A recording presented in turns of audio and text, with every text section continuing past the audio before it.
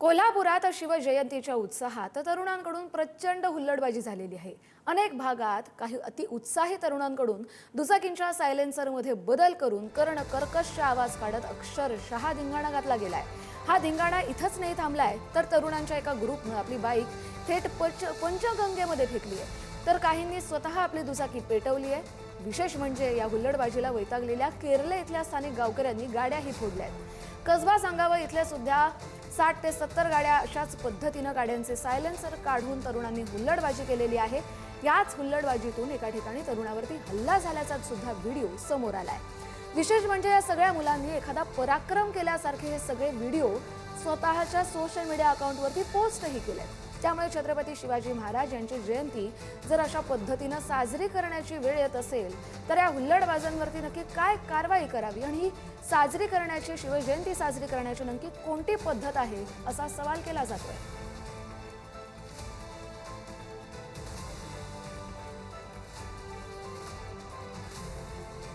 आपले प्रतिनिधी शेखर पाटील आपल्याबरोबर जोडले गेलेले आहेत थेट कोल्हापूरमधून। ते आपल्याला या सगळ्या संदर्भातले अधिकचे अपडेट देतील।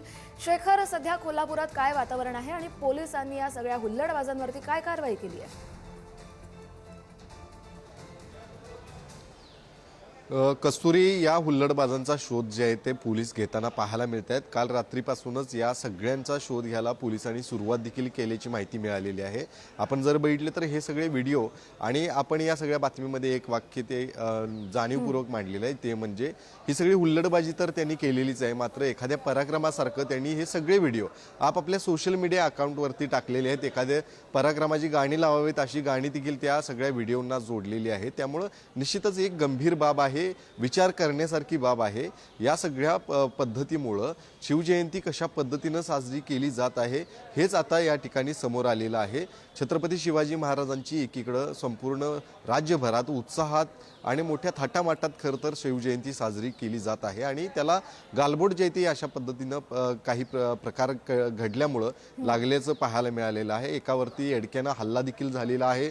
पंचगंगा नदीमध्ये गाडी थेट पेटवून त्या ठिकाणी टाकलेली पाहायला मिळते। खरं तर अनेक ठिकाणी अशा पद्धतीच्या घटना कोल्हापूर जिल्ह्यात झालेल्या आहेत, मात्र काही नागरिकांनी वैतागून काही जणांना चोप देखील दिलेला आहे, काहींच्या गाड्या देखील नागरिकांनी फोडलेल्या आहेत।